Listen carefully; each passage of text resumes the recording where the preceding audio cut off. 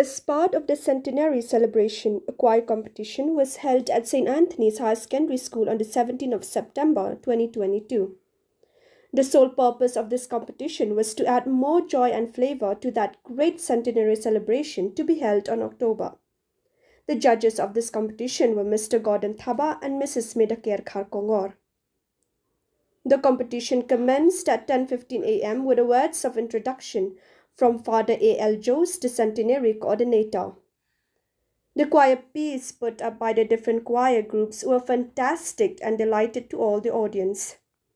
Father John Zuzema, the Vice Provincial, congratulated all the participants for being part of this competition. Finally, the competition came to its conclusion with Mount Carmel Maulai Parish as the winner and St. Anthony's High Secondary School as the runners-up. Then there was followed by the prize distribution to the winners and the runners-up. And so this choir competition is a part of this celebration, thanking God.